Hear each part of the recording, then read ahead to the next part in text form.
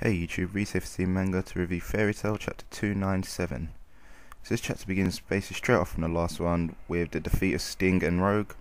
FairyTail are now ranked number 1, finally. And it seems now that all the participants, that is the end of that day's magical games.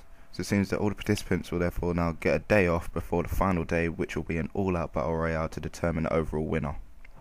This leads to everyone having a brand new target for the games. First was Sabretooth, now it's FairyTail. We cut then to the remaining Sabretooth members, kind of surprised that Sting and Rogue lost. They was basically commenting how, wow, I don't believe they lost. Wow, it's quite surprising, but still, they don't really seem too bothered about it. They comment on how they've recorded everything, so it seems now that they kind of know what will happen next, kind of thing. Kind of how Nuts and Gajil were like, yep, I've seen your moves, so now I know what you're gonna do. We also see the master of Sabretooth looking, well, basically pissed off in the stands. He doesn't like anyone in his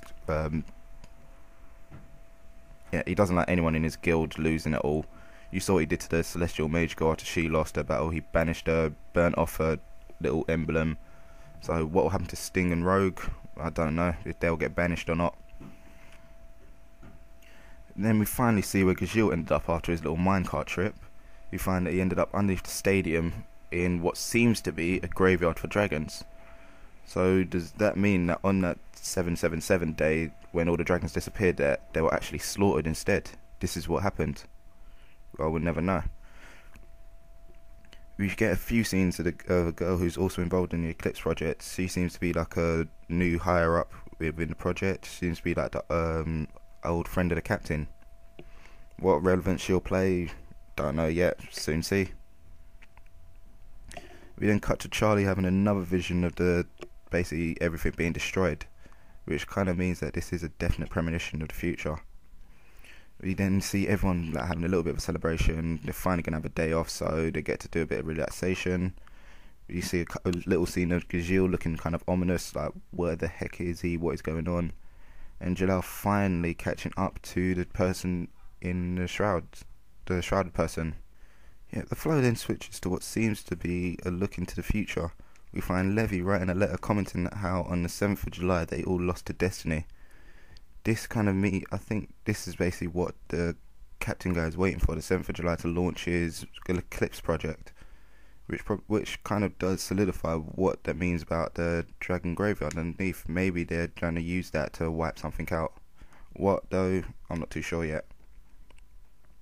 We then get a final scene of Jalal catching up to the cloaked person, and finding out, and him realizing that it's a woman. She turns around and we get a nice big surprise to Jalal face, followed by a big fat "to be continued." So that is how they end the chapter, with a "to be continued." So yeah, it was a pretty good question. It was a pretty good chapter. It brings up a lot of speculation and questions. So me personally, thinking about it, I kind of believe that the Eclipse ban was done. Obviously, it was done before to basically wipe out all the dragons.